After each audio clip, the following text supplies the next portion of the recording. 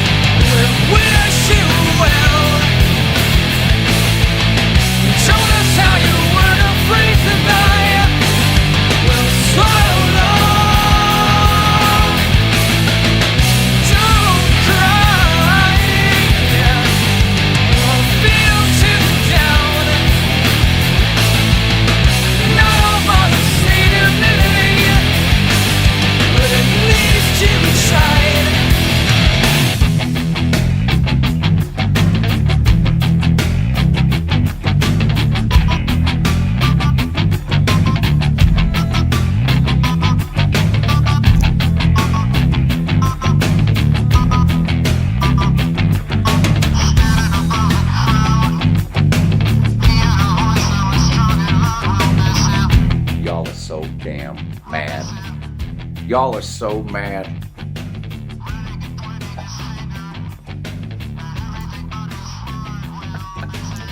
Boy, y'all ate up. Y'all ate up. Obviously, Ohio State fans are mad. That's obvious.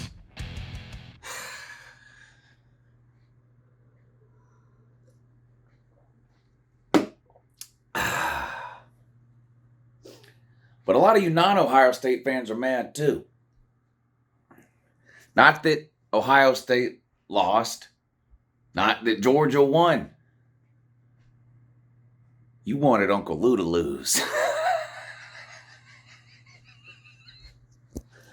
I told you. Heavy is the head that wears the crown. Heavy is the head that wears the crown.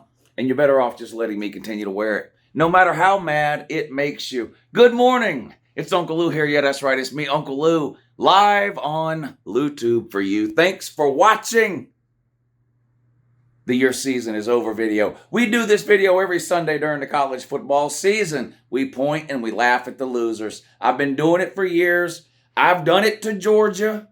Okay, every single time Georgia has lost a game since I've been on YouTube, I have pointed and laughed at Georgia every time they've lost, but Georgia didn't lose yesterday. They're not on the list today, but don't worry. We have an amazing, just an absolutely unbelievable list of absolute losers. I mean, I scraped out the bottom of the dumpster to find this batch of losers. Dumpster juice. Dumpster juice.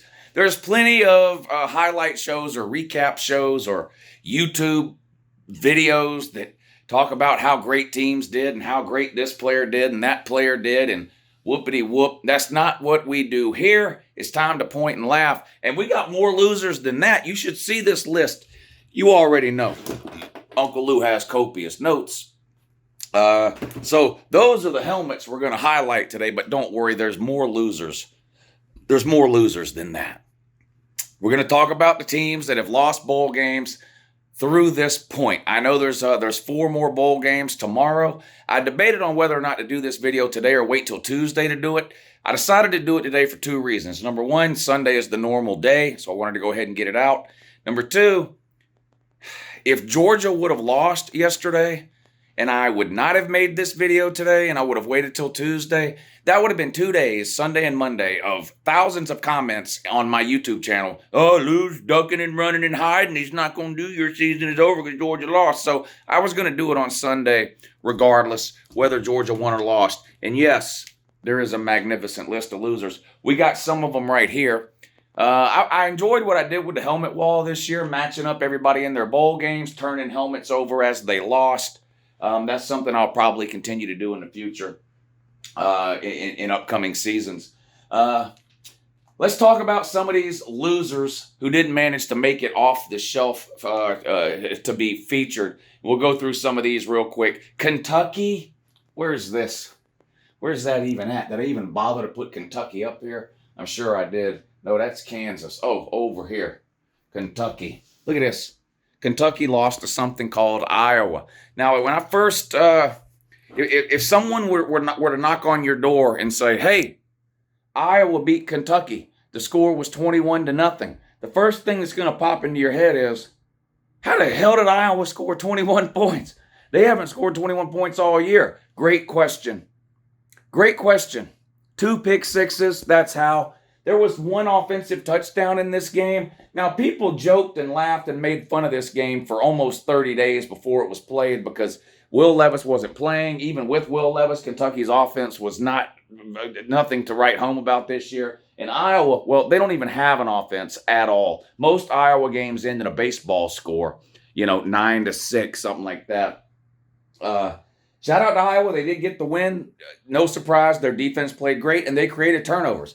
Anytime Iowa wins a game, those are the reasons. Great defense and turnovers. It's never because of their offense or anything they do there. And again, no offense. Kentucky, though, less than no offense. Absolutely pitiful performance from Kentucky yesterday or day before, whatever it was, against, I guess that was yesterday, against Iowa.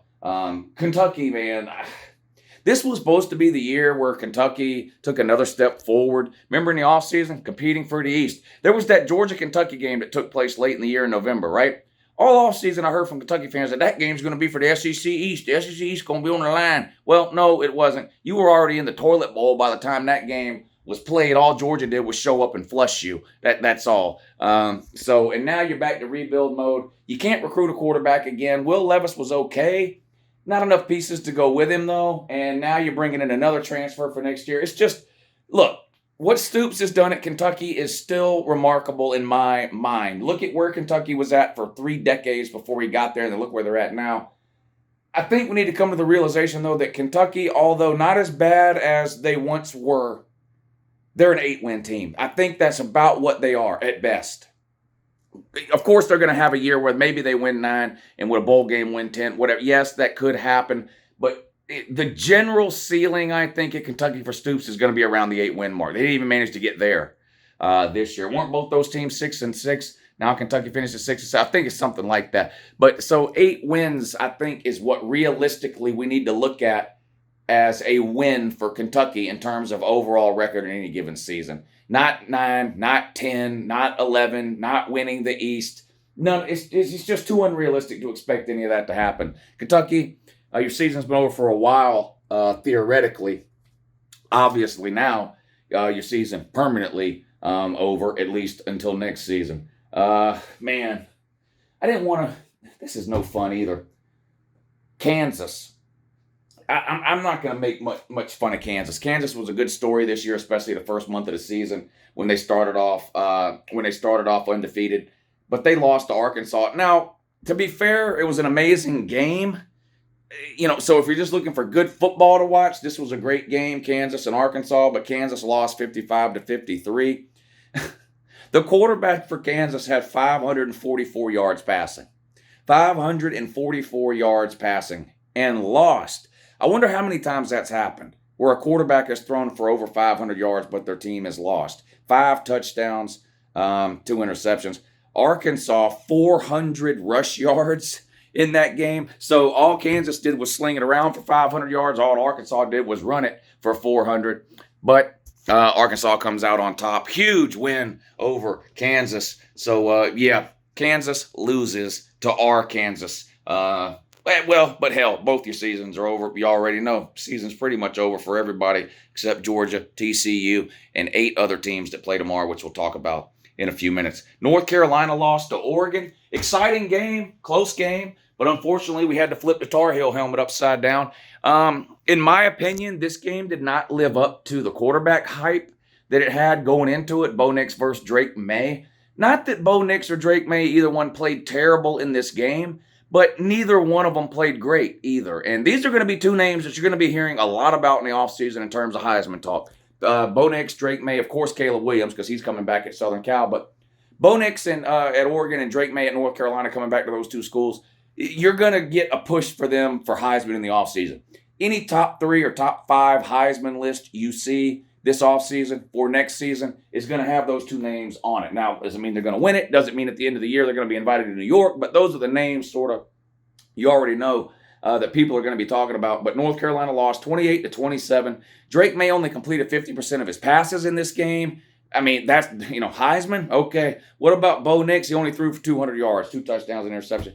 I'm glad Bo Nix played. That says a lot, right? He was injured late in the year. And I don't, I'm not his doctor. I think there's still something wrong with him. Part of what made Bo Nix so good and so much fun to watch this season at Oregon was his ability to run around, extend plays, scramble, and take off downfield. He just pretty much quit doing that the last couple of weeks of the season when he played, including in this bowl game. So, hats off to him for playing. It was a good game in terms of the score, but I just feel like it kind of was a letdown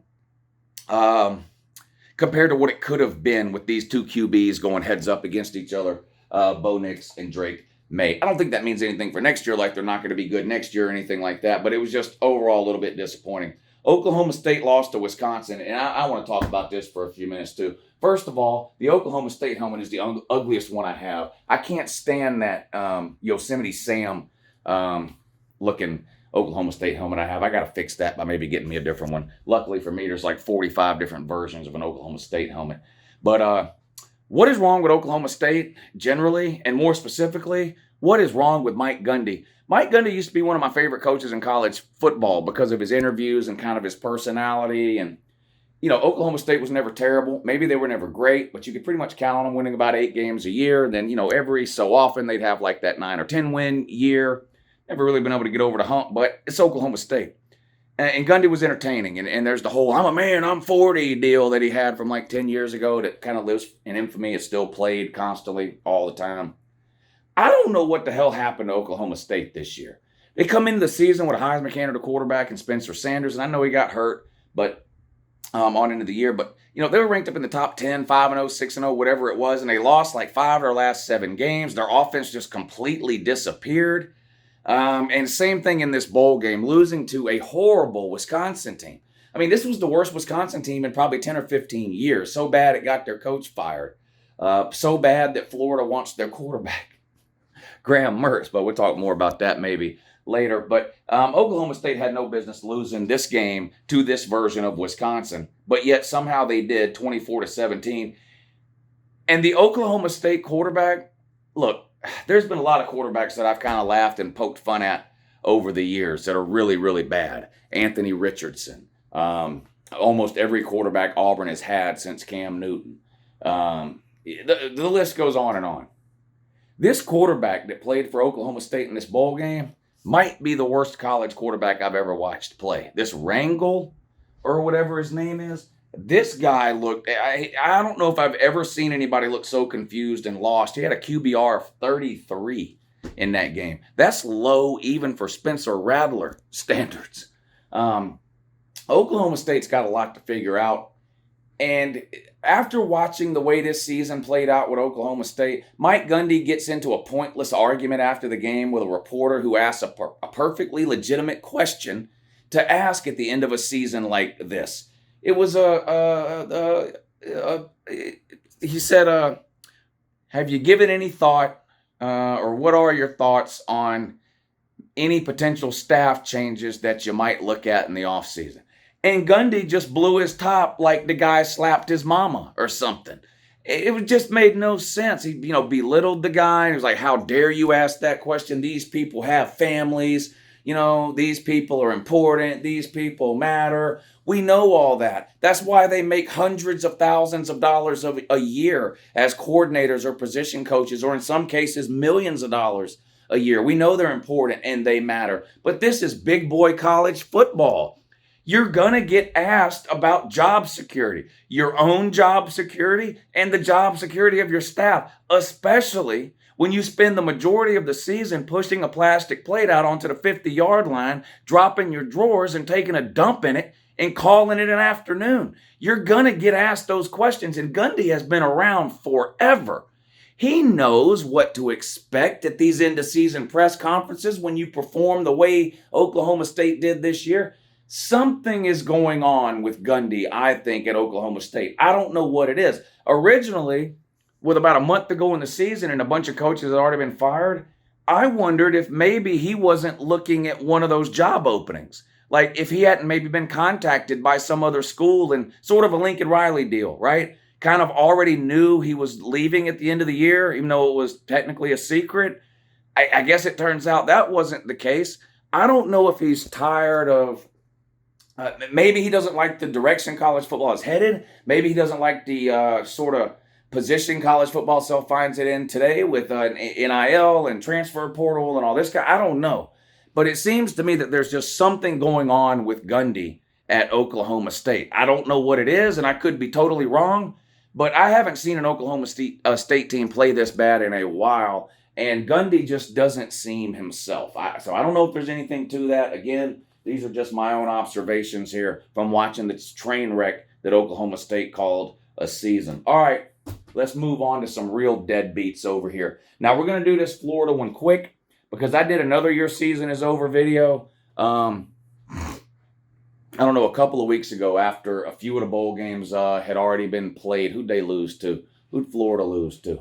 Oklahoma, wasn't it? Yeah, where the hell are they? Where's Oklahoma at? Let's put them back up here. Well, you can't find nothing when you're looking for it. Y'all ever notice that? No, Florida didn't lose to Oklahoma, did they? Who'd Florida lose to? God damn it. I done got, see, this is why I make Oregon State. Oh my God. Oregon State? Wow. Okay, where's Oregon State? Florida. There it is. I see. I'm sorry. Look, it's been a long 5 days for me. I have, all these live streams, 7-8 hour live streams, 5 days in a row with these games. That's been a long day. But Florida, I'm going to do this quick because I talked about this game already, but absolutely embarrassing against Oregon State. Humiliating. No excuse for it. Look, here's some of the worst losses we saw this year in all of bowl season. I went through the list. Ole Miss looked terrible. In fact, they looked so bad, their helmet's over here, and we're going to talk about them in a minute. They only lost by 17. Clemson, absolutely humiliating. Can't wait to talk about them. I got a lot to say about Clemson and Dabo Swinney. They only lost by 17. Kentucky, we talked about them. They couldn't even friggin' score. Got shut out, but they only lost by 21. Florida lost 30-3. 30-3 to Oregon State. No effort. The team looked disjointed. The quarterback situation is obviously maybe the worst in the SEC. It's definitely the worst in the SEC. It might be the worst in the Power 5. It's so bad they brought Graham Mertz in from the transfer portal. This guy's a bowl of half-melted vanilla ice cream, Graham Mertz. He's the reason Wisconsin's coach got fired. He is just horrible. You bring him in. The bowl game was a joke with that jack leg. Just forget it with him. Not happening. You tell me all you want about the freshman you're bringing in. Good luck. Yeah, go ahead and play that freshman this year at Florida with absolutely no talent around him and a terrible offensive line. Let me know how that works out. Florida is in a horrible, horrible situation right now. A horrible situation. There ain't going to be no 1 or 2 year turnaround with Florida. In fact, as bad as Florida season was this year, it might be worse next year in terms of overall record.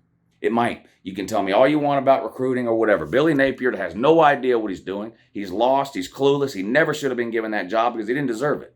And that's going to be borne out to be true 2-3 years from now. Florida will be looking for a new coach in 2025. That's reality. I don't care how mad that makes you. I don't care if you agree with me. The reason I don't care if you agree with me is because I know there will come a day where you do. It's just a matter of time until you come around to that realization that he's not the answer at Florida. One recruiting class, and it's decent-ish, top 15-ish. That is nowhere close to saving the day at Florida. It's just not. You recruit 12, 13, 14, 15 nationally, you're 6th, 7th in the SEC. Time we add Texas and Oklahoma in, you're 8th in the SEC. It's not going well, and it's not going to get fixed next year. Florida's in a really, really bad spot. Deal with it. Cry about it. I don't know what else to tell you. Ole Miss, boy, disappointing. Has the shine wore off of Lane Kiffin? I'm seriously asking. Has the shine wore off? Lost to Texas Tech and it wasn't even close. 42-25. I mean, just blown out by just a middle of the road Big 12 team in Texas Tech. Let's put these deadbeats back over here. Shout out to Texas Tech, the Red Raiders, the Indiana Joneses in that. I'm starting to wonder if the shine has wore off of Ole Miss. Started 7-0. People are, oh my God, this is amazing. Look at Ole Miss. Going all the way back to last summer, before last summer, in the spring, when I do schedule previews, so not predictions, just sort of glancing over team schedules. It was so obvious. Ole Miss's schedule was completely backloaded. It's just the way it worked out. They had all of their if you were to rank their games in terms of easiest to most difficult, their first 7 games of the year would have been their easiest, most 7 games. Their last 5 games of the year were their toughest. Everyone knew they started 7-0. They finished 8-4. They lost 4 of their last 5 regular season games and then get humiliated in a bowl game that nobody watched by a not very good Texas Tech team, 42-25. So they lost 5 of their last 6 games to end the season.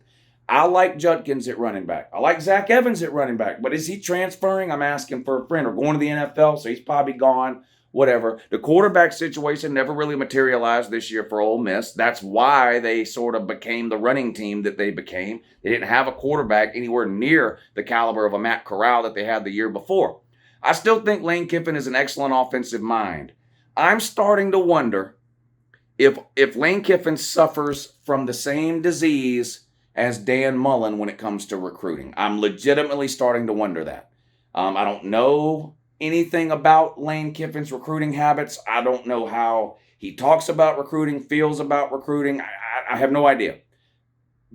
It's just, again, a feeling that I have that he wants to do the transfer portal thing at Ole Miss, and I get it, because even if you go all in on recruiting at Ole Miss, you kind of have a ceiling.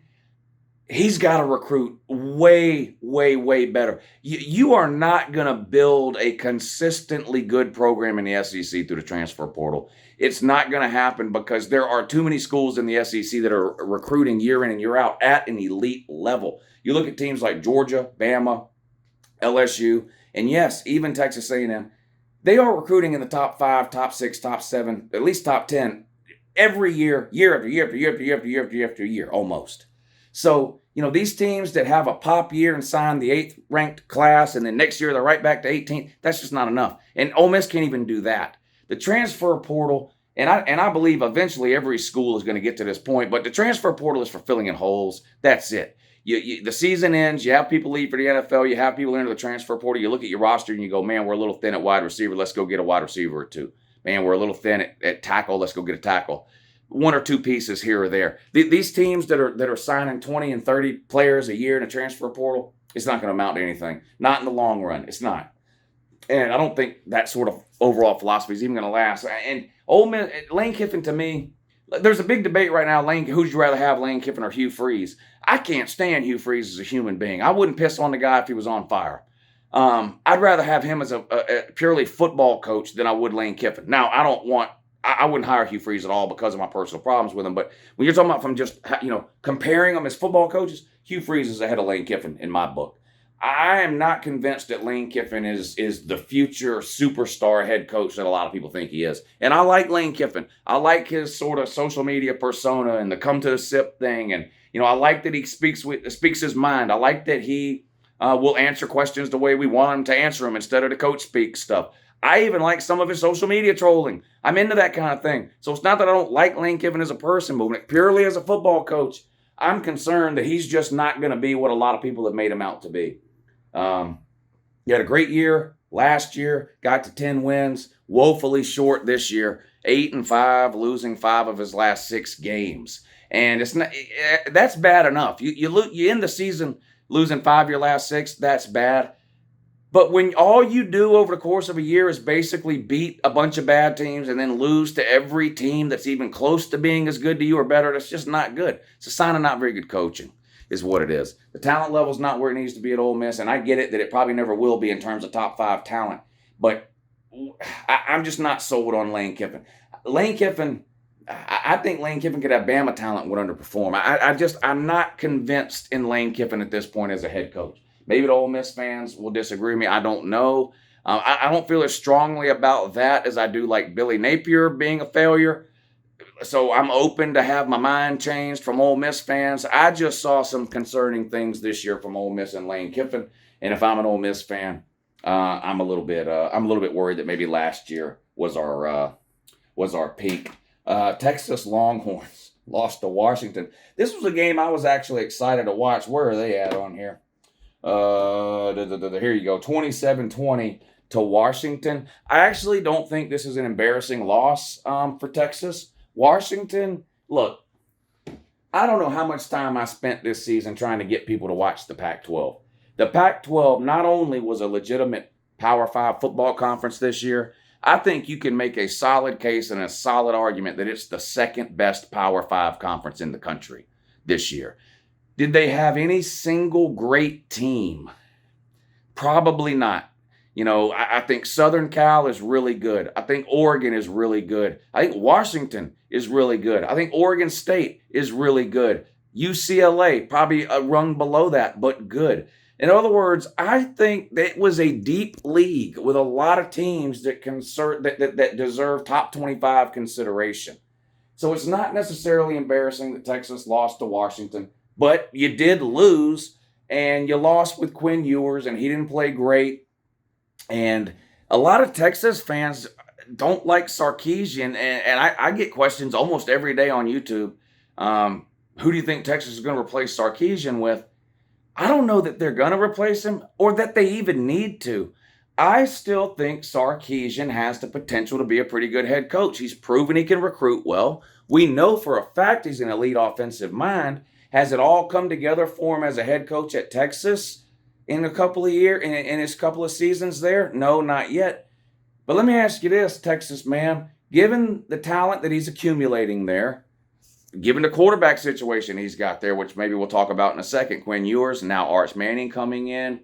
You had Bijan Robinson this year, one of the best running backs in college football. The defense does need to play better. We can all agree on that. You had an NFL wide receiver in Xavier Worthy or whatever his name is. Had some drops in the bowl game, but that's neither here nor there for the purposes of this conversation in that. Do you really want to be changing coaches the year before you enter the SEC? I don't know. Seems to me if you're Texas or Oklahoma, you needed to have a 2 to 3 year plan. You got to have your coach in place 2 to 3 years before you enter the SEC. You got to ride it out with him, because whatever plan or philosophy that coach has in his mind to build towards coming into the SEC, you're throwing all that out the window if you change coaches a year or two before you come in. Now, I'm not saying that, I think Sarkisian is going to come in and dominate the SEC. That's not what I'm saying. But what I'm saying is if you get rid of him, you're basically starting over, then going into the SEC, and whatever you think about the Big 12, okay? And the Big 12 was good this year too. It's not going to be the week-to-week gauntlet that Texas is going to face in the SEC. It's just not. It's just not. And different leagues, different parts of the country, different teams in different parts of the country run or play or whatever, different styles of football. There's some truth to that, okay? So even if you're not one of these people that believes the SEC is better than the Big 12, which I don't know how anyone would not believe that, the style of football is different. And you've got to start building your team now, if you're Texas or Oklahoma, for the SEC style of football. Not the old school Big 12 kind where you had 270-pound offensive linemen and a bunch of 6'3" wide receivers and a quarterback that can run around and throw the ball 90 yards and then put no effort into a defense. That's Big 12 philosophy for a while. You can win a lot of games in the Big 12 that way, right, Oklahoma? The SEC doesn't work that way, okay? The SEC is, at least the legitimate teams in the SEC are still built from the inside out. Lines of scrimmage out, okay? There are some great quarterbacks in the SEC. There's also a lot of quarterbacks like Stetson Bennett in the SEC. A lot of quarterbacks like Mac Jones in the SEC. Mac Jones is really good, of course, but he's not some guy that's going to run around and score 3 rushing touchdowns against you. So you're getting more of a traditional style of football in the SEC. So I just don't understand some Texas fans kind of rush to want to get rid of Sarkisian, considering everything that's going on in the world of college football right now. Believe me, I would love to point and laugh at Texas and say, ha, ha, ha, Sarkisian's a failure. Y'all are going to be firing him in 2 years. Doesn't know what he's doing. Blah, blah, blah, blah. I just don't feel that way about Sarkisian. People... Well, not everybody, but there's a lot of people that they think everything I say is based on some kind of preconceived hatred for their team or whatever. It's not. What I say about Billy Napier has nothing to do with the fact that I hate Florida. Just doesn't. In fact, when Florida hired Billy Napier, I thought it was a good hire, and I came on here and said that. The difference between me and most Florida fans is I've watched what's gone on over the last year, and I'm admitting I was wrong. He's not a good coach. He doesn't know what he's doing. He's not going to work there. With Sarkisian, I still feel like he's got a chance to be successful at Texas. Now, what does that mean in today's college football? Well, what it means for Texas fans and what it actually means might be two separate things. The idea that Texas is going to somehow, start winning 10, 11, 12 games a year every single year, kind of glory days type of deal and winning national titles, I don't know. Now, we're getting ready the playoffs are getting ready to expand to 12 teams, and obviously that's going to open up the playoffs to a lot more teams every single year. And I think with Sarkisian, Texas is positioned to be one of those 12 teams sooner rather than later. Maybe not the first year they're in the SEC, but by the second or third year, I could see a scenario for sure where Texas is finding themselves in a 12-team playoff. So I don't know. It's buyer beware, I think, if you're one of these people, one of these Texas people who's looking to throw Sarkisian away. But you did lose to Washington, though. Damn, you lost to a West Coast team. Wow. Horns down. Don't know what else to tell you. Speaking of horns down, we might as well talk about their big brother Oklahoma, who surprised me in their loss to FSU. I'm going to do something real rare right now, and that's give a loser on the Your Season Is Over video a little bit of credit, and that's Oklahoma. I thought Oklahoma was going to get ran off the field by Florida State. Now they lost, and in the end, that's all that matters, so we still get to point and laugh.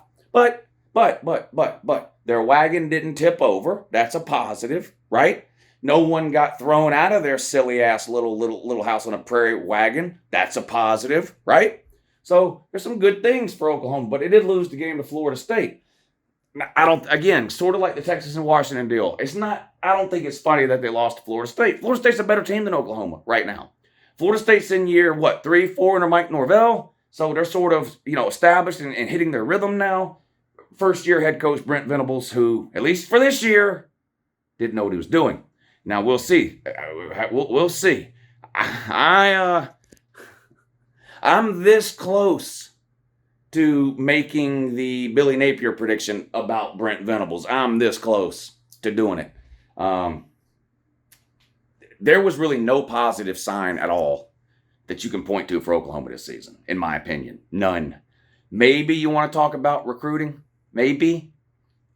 But nothing on the field this year was positive for Oklahoma. I did not think that Brent Venables was going to show up in Norman and completely transform that defense overnight into what Oklahoma fans want it to be. I didn't think that. The talent's not there. It's going to take a couple of recruiting classes at least to do that.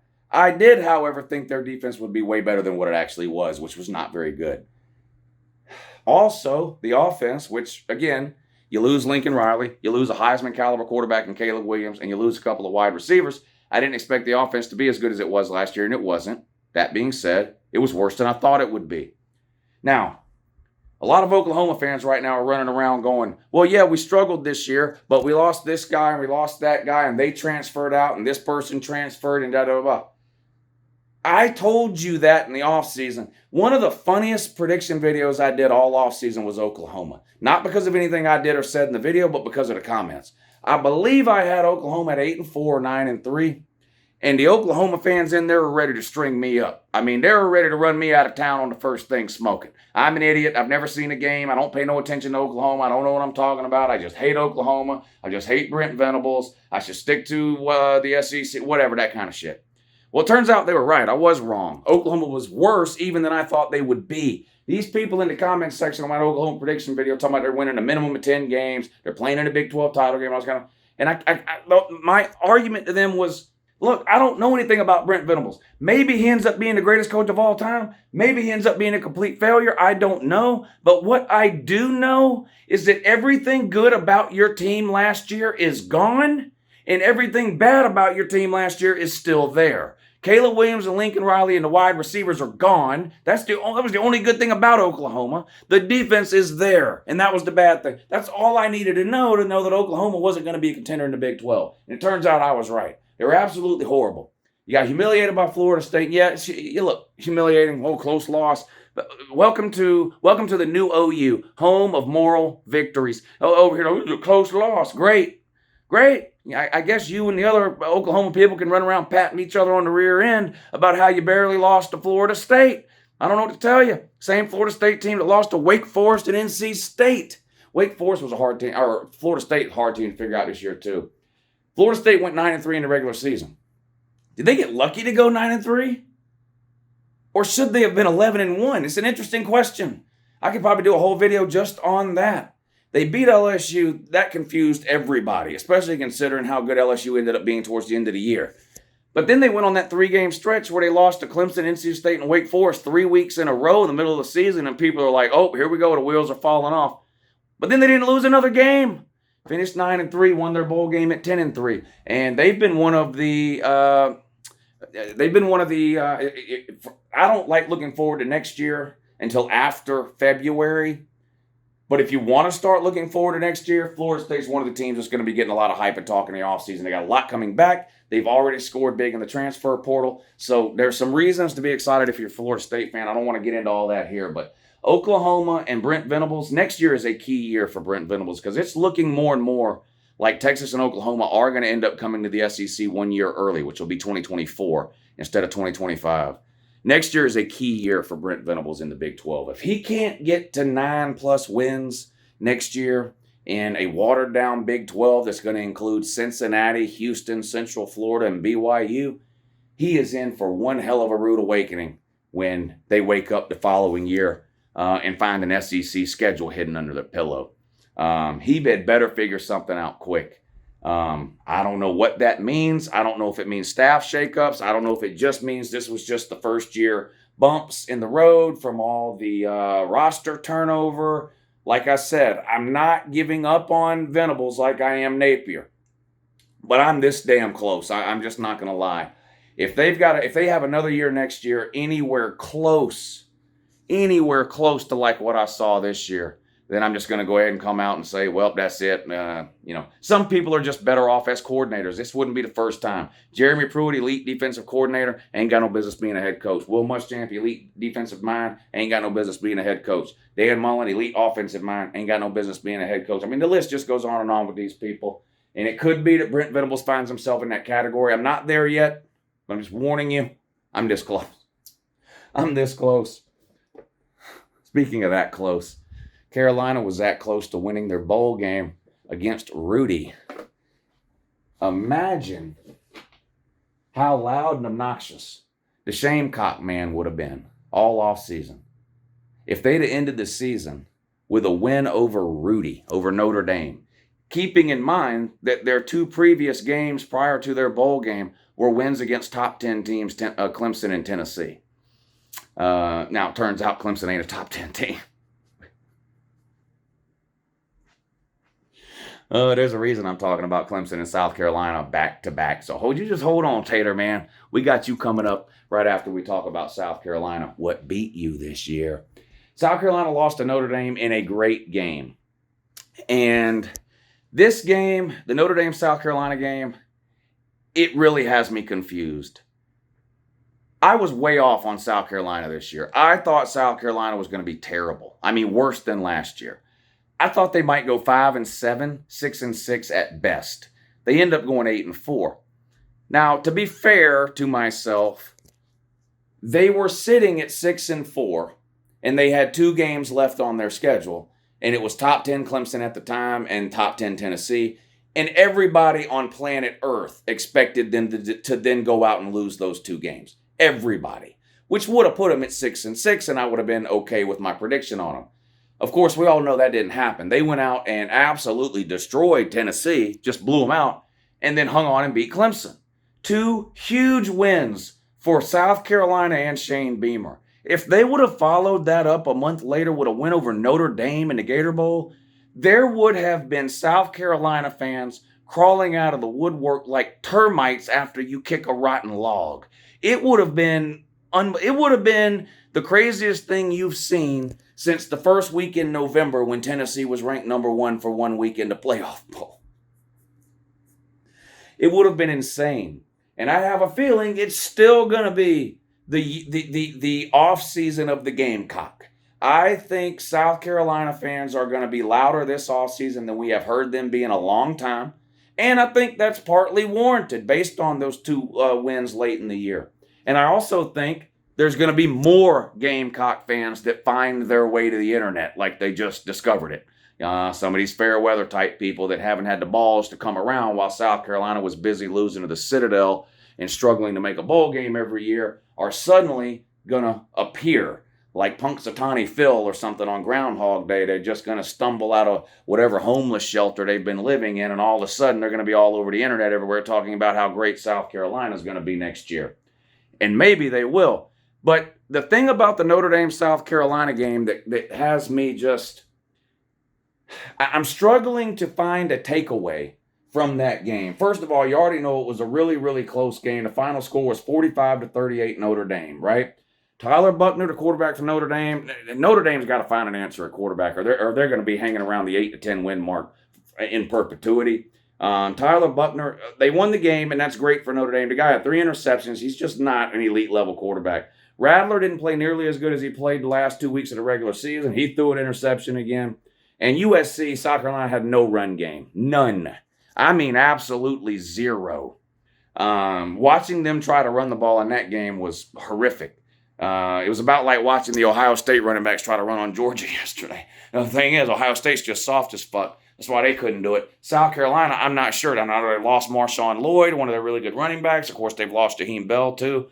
But here's what sort of perplexes me about this South Carolina-Notre Dame game. On one hand, I want to look at it and go, well, you know, I know Notre Dame's 8-4, and people are looking down on them because of that loss to Marshall and Stanford. And believe me, I'm not going to get on here and minimize those losses. Those were humiliating losses, Rudy, man. You already know. That was just absolutely embarrassing, son. But with that being said, over the course of the season, I'm able to, objectively look at things and understand that Notre Dame is better than Stanford. Notre Dame is better than Marshall. They're better than they looked in those 2 games. The problem Notre Dame has with perception is that those things happened early in the season when everyone is paying attention to Notre Dame. Once Notre Dame lost those 2 games, people stopped paying attention to them. Oh, they're a terrible team. I don't have to worry about them anymore. And Notre Dame did look better and play better and was better over the remaining course of the season, including that big win against Clemson. So when I look at this score and I say, well, look, this is a close game. South Carolina could have won it, 1-possession game. They came up a touchdown short. That is one way to look at it. There's also another way to look at it. South Carolina was up in the first quarter of this game 21-7. 14-point lead early in the game. Unable to hang on to it. The other thing is, yes, South Carolina scored 38 points. That's amazing. 2 pick sixes. 2 pick sixes. 2. That means offensively they scored 24 points. In today's college football, that's not getting it done.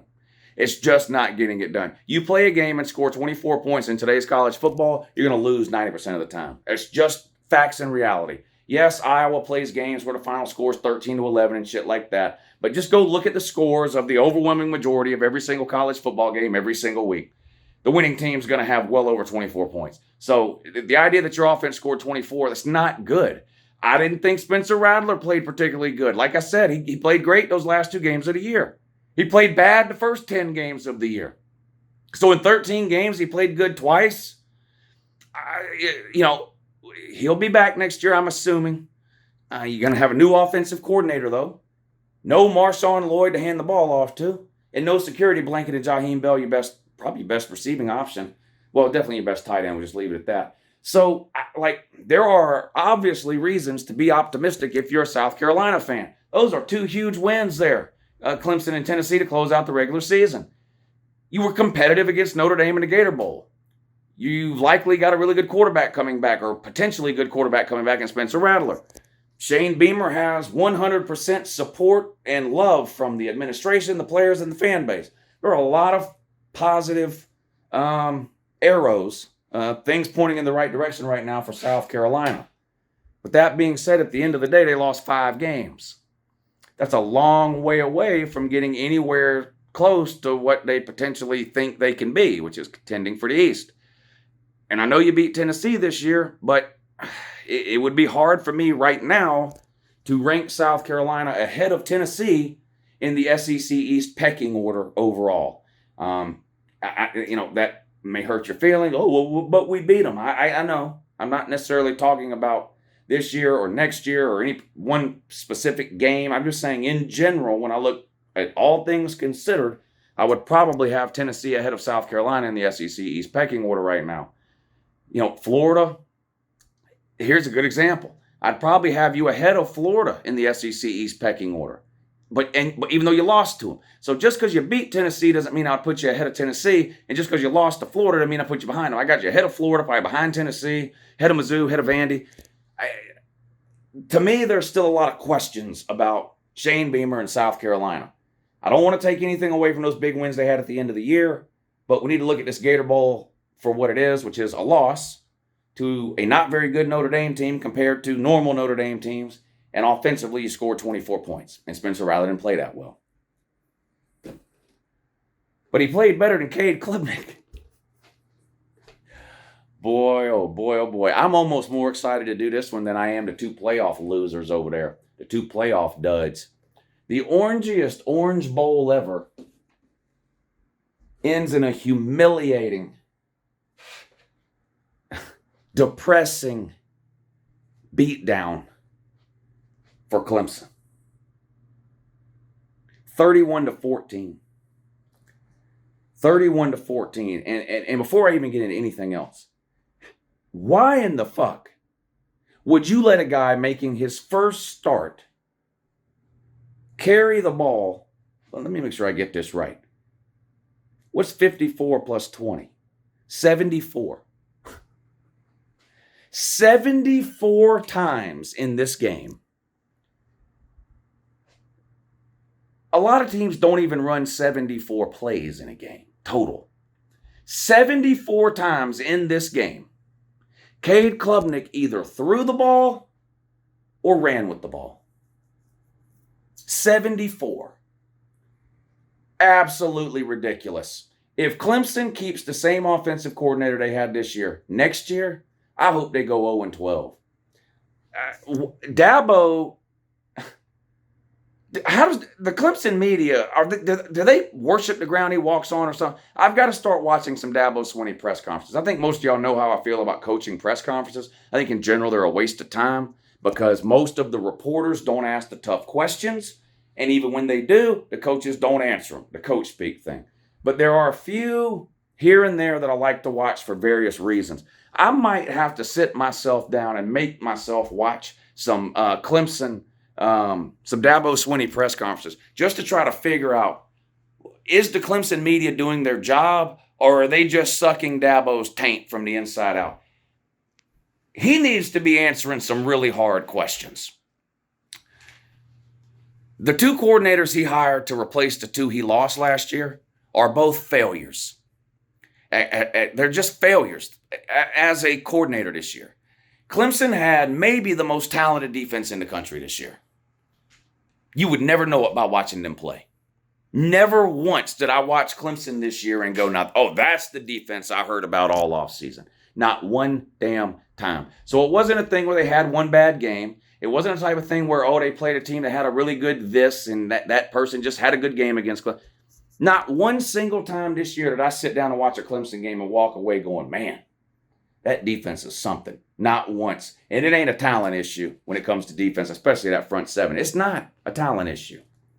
Offensively, the worst Clemson team I've seen since before Taj Boyd. Some of y'all don't even know who that is. It was like the early 2010s. Clemson's a top 5 program. Borderline now. They're slipping. But they're a borderline-ish top 5 program. Those two coordinators, the offense coordinator and the defense coordinator, both left at the end of last season. Brent Venables to Oklahoma. Sean Elliott, is that his name? Whatever his name is, to Virginia or whatever. Clemson is one of the few teams in the country. Again, a top 5-ish program. I don't care how much you hate Clemson. You look at their record, you look at their titles, you look at their streak of ACC championships, you look at how many playoff appearances they have. They're a top 5 program. They were a top 5 program last year. They're one of very few programs that can go out and have a nationwide search for coordinators and pretty much get their pick of the litter. The list of coaches that would line up to take a coordinator position at a program like Clemson is literally a mile long. Dabo did none of that. He didn't even look. His mind was made up the minute Brent Venables and Elliott chucked up the deuces and walked out the door. He just looked down his roster of coaches he already had, closed his eyes, and picked 2 of them. Nepotism. Now, these people aren't related to Dabo Swinney, but this is a form of nepotism. Now, I don't think that hiring from within is always bad. I don't think that. A lot of times, some of the best programs in America are the best programs in America because they've got really, really, really good coaches on their staff who deserve to be elevated. But that's not always the case. And this clearly was not the case at Clemson. Dabo Swinney loves promoting from within. He hates firing people. He's fired one person in his 12 years or whatever it's been at Clemson. One person he's fired. He loves promoting from within. He loves hiring and promoting former Clemson players. his son is on the team. Now, this is something I've been talking about for a while with Dabo Swinney, and I'm never going to change my mind on this, and I'm on Deion Sanders about this now. I don't think any college football coach has any business at all recruiting, signing, or playing his own child.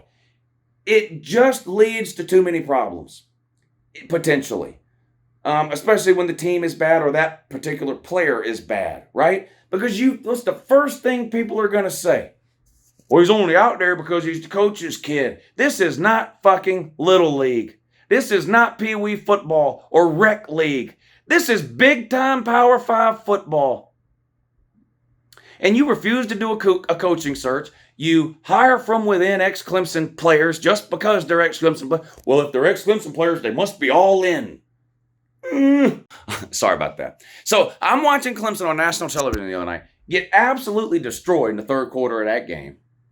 Now, technically, it was still a game. The game wasn't over, right? You can come back. It's only the third quarter. Hell, even in the fourth quarter, even if you're 2 touchdowns down, you can be 14 points down. You could still come back. You still have a chance, especially if the team you're playing is busy shitting the bed. 14 points in the fourth quarter. But they're down in the third quarter, Clemson is. I look up, and it's fucking Dabo Swinney's kid out here catching passes in the game. And I'm just sitting here going, this is a bad look. This is just a bad look. The Clemson fans have had it up to here with the offense.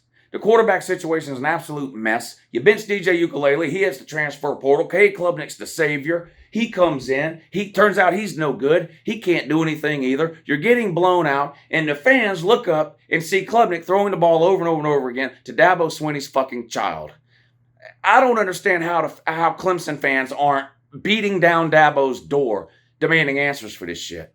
And this ain't, every one of his kids has been there. You got Kirk Herbstreit's kids down there. I'm dead serious. Brent Venables' kids played there when Brent Venables was there. These are people that never would have seen the field anywhere else in the country.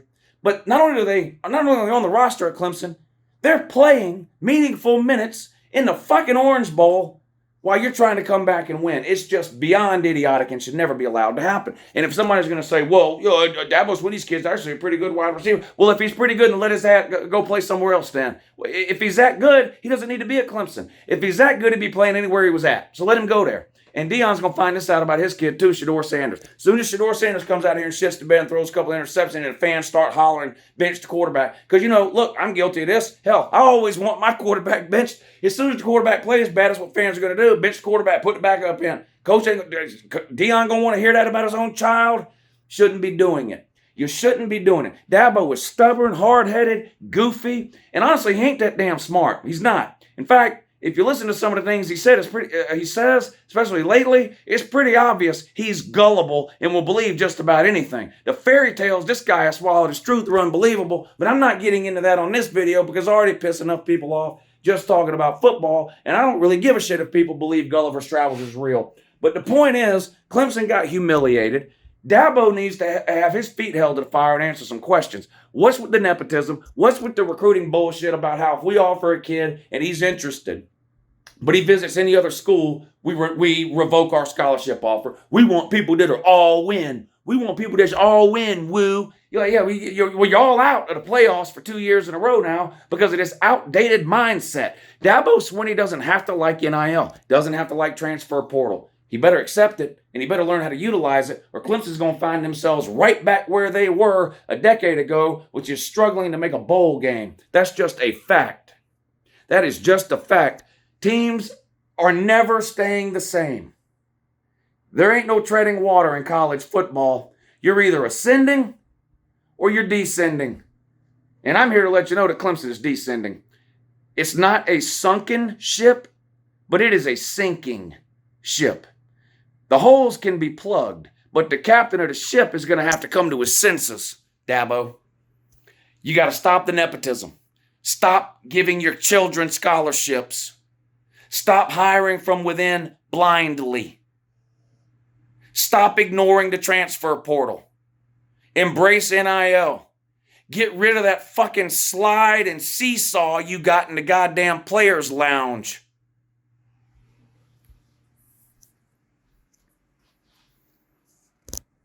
There is no excuse for Clemson to be as shitty as they were this year. Oh, they won this many games. And if that makes you happy, you're in luck. That's about how many you're winning next year. Maybe one less. Fucking taters. And you got humiliated by South Carolina. They're going to beat you 2 years in a row. Where are they at? Look at this. There, get you a good look, Tater Man. Get you a good look, Tater Man. South Carolina's going to beat your fucking ass next year. Facts. Facts. At Williams-Brice Trailer Park. And I still can't get over... I should just let it go with the Clemson thing. Clemson's heading in the wrong direction. I don't care how mad it makes you. And it's mostly Dabo Swinney's fault. Period. Dabo Swinney deserves all the credit he gets for Clemson's ascension over the last 10 years. He deserves all the credit. He also deserves the blame now for what Clemson has become and the direction they're headed in. Because it's unacceptable. It should be unacceptable to Clemson fans. More of them than... I hear a few. These Clemson fans should be demanding more answers from Dabo Swinney. Why are you ignoring the transfer portal? Why is your son on scholarship and catching passes in the third quarter of the Orange Bowl? Why are we hiring from within without having any type of coaching search for coordinator positions? Why aren't you firing those coordinators who shit the fucking bed all year long? Poor little old Clemson. Well, that's where we're headed. Pretty soon, all Dabo's crybaby one-liners are going to be real. You know? Poor little old Clemson. Oh, everybody just likes to say Clemson ain't no good. That's all about to be true, Dabo, if you don't open your eyes and do something.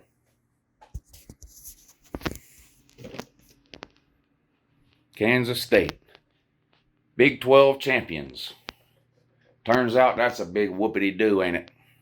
Yep, whoopity-doo. Because the fourth or fifth best team in the SEC humiliated you. That's sad. That's sad. The best the Big 12 has to offer got absolutely humiliated by the fourth or fifth best team in the SEC, Alabama. If I could be serious for 1 second, which I hate to do in these videos, Bryce Young played out of his mind. I've seen Bryce Young play a lot of good football games. I've never seen Bryce Young play a football game as good as I saw him play yesterday.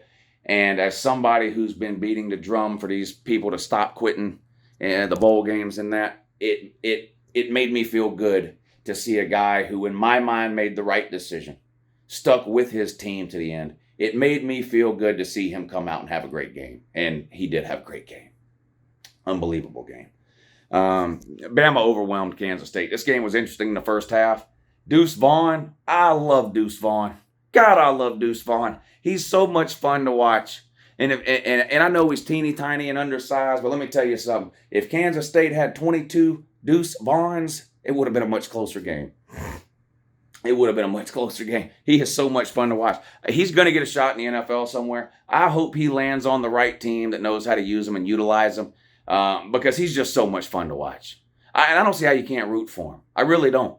I really don't. They come out for the coin toss. You know, Alabama trots a couple of, they got Bryce Young, but then they got a couple of like offensive linemen and Will Anderson. You know, these guys are like buildings. You know, they're friggin' huge. They look like pine trees. And then you look down the Kansas State line, and there's Deuce Vaughn standing there. They do the coin toss. The players go to do their handshake thing, and Deuce Vaughn walks up to Will Anderson, and they do the kind of, you know, one-armed hug deal. And I shit you not, Deuce Vaughn came up to about here, came up right about his waist on Will Anderson. It was one of the funniest things I've ever seen. But yeah, Kansas State, you did get humiliated. That's the bad news. Good news is you're the best team in the Big 12. Yeah, that's right. You beat TCU.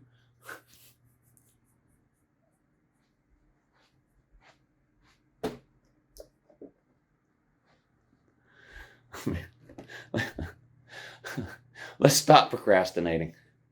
Let's stop procrastinating. There's been a lot of silly fucking talk on the internet the last couple of weeks about teams from a certain conference losing bowl games. You know, like Bowl games that, you can't even name. You don't even know what city they're played in. Half the players aren't playing, But there's been a lot of shit said on the internet about a certain conference losing some bowl games and how that must mean that conference is terrible. Well, then what does that mean? What does that mean? Michigan ran through the Big Ten like it didn't exist. They just destroyed everybody they played, including Ohio State. You're humiliated by TCU? A team that got blown out by the 5th best team in the SEC.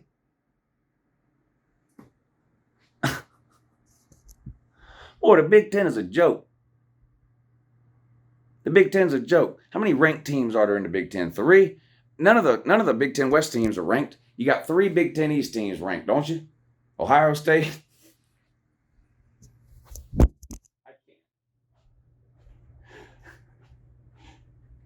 I can't even keep a straight face with these dummies.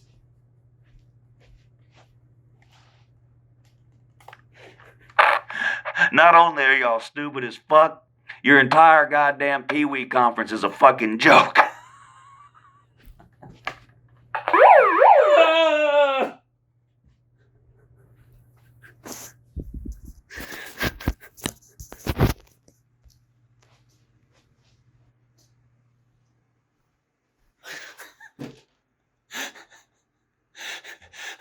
Fucking garbage. Damn. Wait a minute, what's up?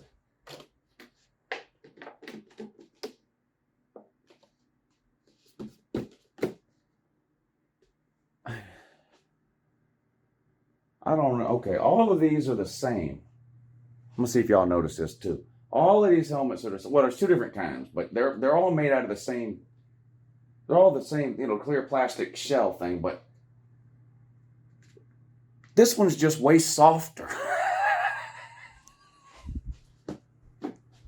Whee! Whee! Back to Michigan. Great game. Great game. I'll make a video later where I talk about the 2 playoff games from a football perspective and give all 4 teams involved their proper credit. And oh my God, what amazing games these were. This is not the video for that. Fuck Michigan. Fuck the Big Ten. Fuck Ohio State. They're a bunch of fucking donkey ball licking backwards ass dummies. And they fucking got humiliated in the playoffs. It's that goddamn simple. Beating your chest because you got 2 teams into the playoffs. Hey, dummy. Hey, dumb-e! The SEC has got 2 teams into the playoffs, not once, but twice. Both times, both SEC teams won their first round game. Both times. The Big Ten lucks up in a down year for everybody else and gets Michigan and Blow-Hio or Soft-Hio State.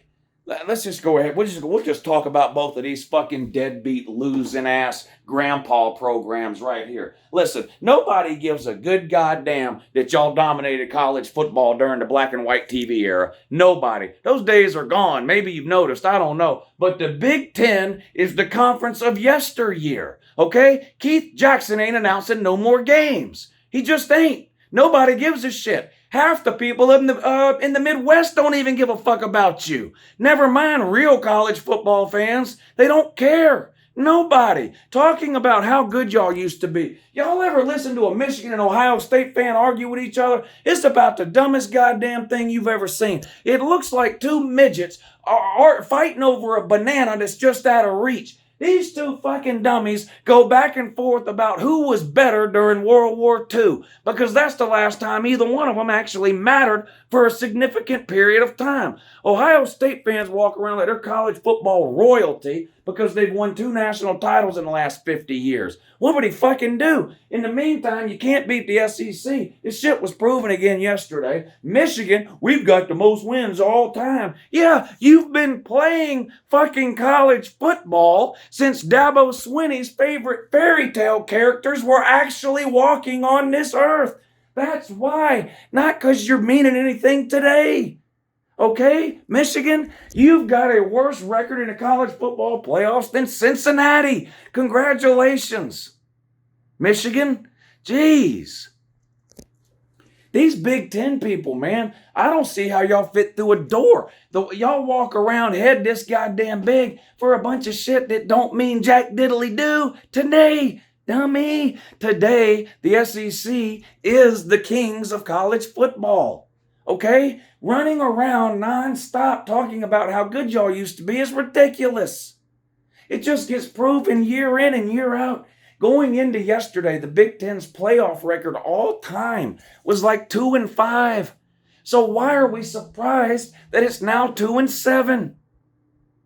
The SEC, on the other hand, 13-5. Now 14-5. Because the SEC don't lose, they win. Ohio State is 2-12. 2-12 against the SEC in the postseason all time. That doesn't mean the SEC just dominates them today or yesterday or in the 90s or in the 70s.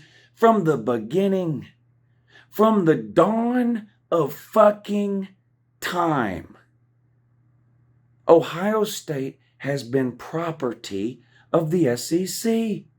And that remains the case today. I don't care how mad it makes you. I don't care how much typing you're doing right now. The SEC owns these two shitburger teams. Because the SEC owns all of college football, and at least as of right now, we're allowing you to participate in college football. So as long as we continue to allow you to participate in college football, we will continue to dominate you. And you can sit around a campfire with your great-great-grandkids and tell them tales of how great Ohio State was back when you used to listen to the evening news on a ham radio. But as far as today, you ain't worth a fuck. And both of you got beat yesterday. Facts. Facts.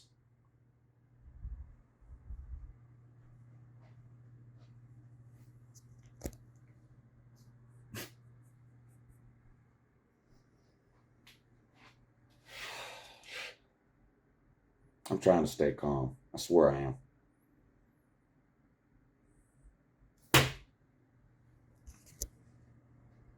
Michigan turns the ball over 3 times. Okay, great. Well, so did TCU. So that's what you call even Steven there. But you get, and first of all, Michigan has some. What is Jim Harbaugh doing for real? But look, every player on a team that gets to the playoffs is not great. And every head coach of a team who has stumbled their way into the playoffs is not necessarily great. And I'll just leave it at that when it comes to Jim Harbaugh and Ryan Day. So, but Michigan had the opportunity to win this game. First play of the game, Donovan Edwards, 80 yards right up the middle. Michigan gets to the 20-yard line. Bogs down, gets down, goes for it, doesn't get weird decisions there. Michigan was playing like the underdog early in the game. It was weird. Literally 2 minutes into the game, Michigan's going for it on 4th and 2 from the 3-yard line or whatever it was. Instead of, you take points there. First 2 minutes of the game, you're the favorite, you take the points. But anyway, and then fast forward all the way to the end of the game. McCarthy's in a shotgun. The game's on the line. Clock winding down. Shotgun. He looks over to his side. I don't know if he was checking coverage. I don't know if he was saying something to a wide receiver or what. Center snaps the ball while he's not looking. Hits him in the diggly-doos there.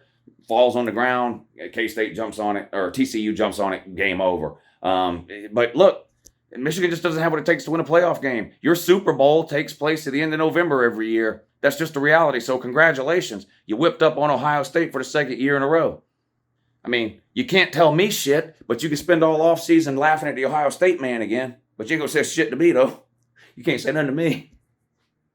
But have you ever been able to say anything to me? I don't know. And you might not ever be either. You might not ever be. Ohio State, I'm going to tell you something, right? I've never been more happy to see a group of fans suffer than I was last night to watch Ohio State lose that game in the most brutal way possible. It made me so happy. I couldn't have scripted it any better. literally ringing in the new year as Ohio State missed the field goal. And that's not what made me happy. It was knowing how that just ripped the heart and soul out of Ohio State fans who had spent the last 4 hours under the illusion and the delusion that they were going to somehow win that game and beat my Georgia Bulldogs. It was never going to happen, and it didn't happen. Hey, look. Things go back and forth in a game. Lots of weird things happen. But the better team won the game. It is what it is. The more talented team, the better team, the team that was better consistently over the course of the year, and the better coached team. That's who won the game. The also-ran lost, and that's Ohio State. That's what Ohio State has become. You're an also-ran program. You can't even beat the team that can't beat TCU. You got no business representing college football as a national champion. So Georgia puts you out to pasture. Georgia puts you out to pasture. So get to stepping. We don't want to hear shit from you again until you beat Michigan. You beat Michigan, then maybe I'll give you the time of day. Maybe I'll be willing to listen to something you have to say. Probably not, but I'm open to the idea. I'm open to the idea. Well, if Marvin Harrison wouldn't have got knocked the fuck out, well, he did get knocked the fuck out. Sorry.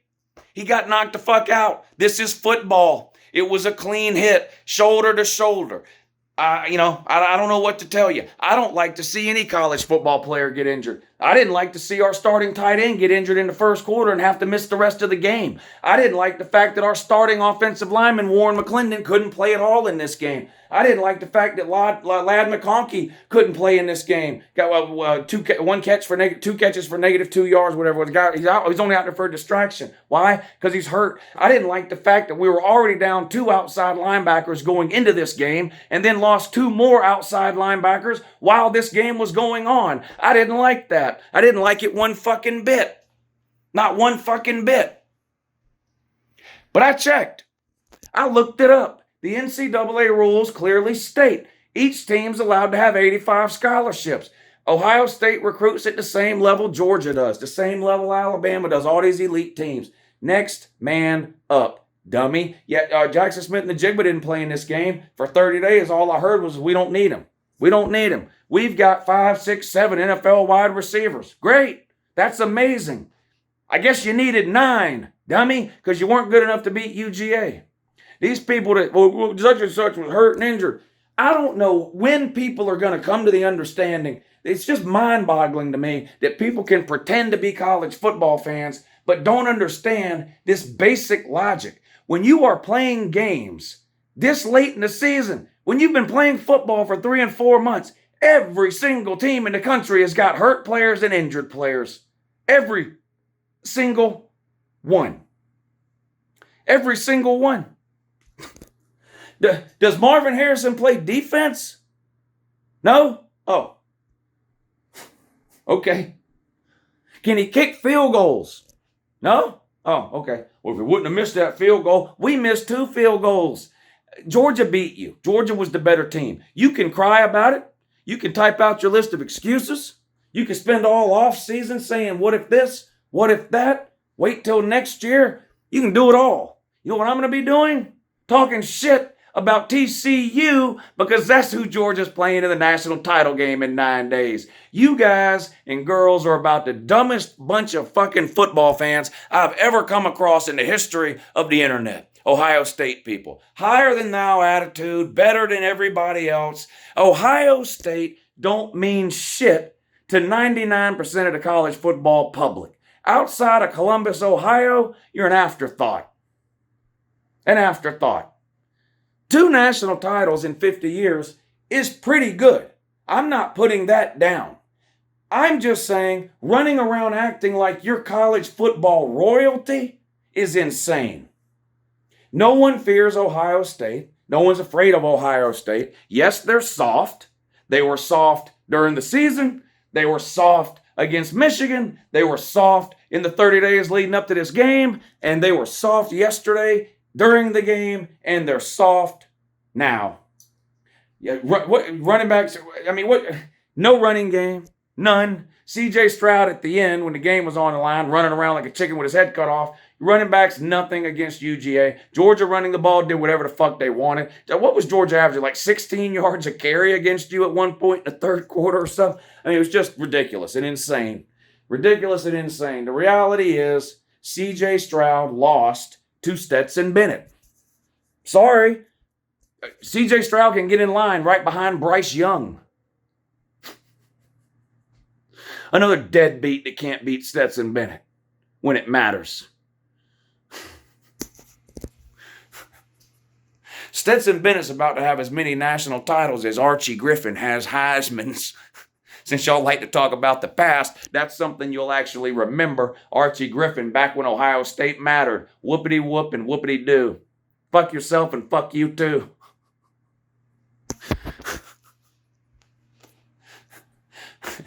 C.J. Stroud can't beat Stetson Bennett. It's that goddamn simple. It's that simple, lady. If Georgia played you 10 times, Georgia beat y'all 10 times. The other 9 times, it would be a blowout. I could not be happier this game went the way it did.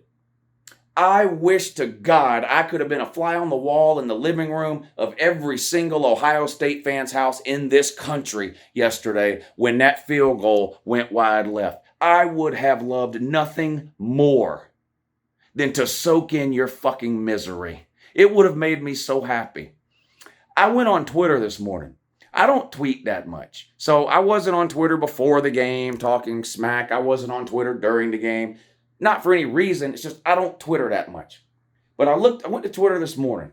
I had 100 and something notifications, which is very unusual because I don't ever use Twitter. Everyone I clicked on, it said, this tweet has been deleted. This reply has been deleted. The author of this tweet has deleted this tweet. And I got to looking at the times of them all.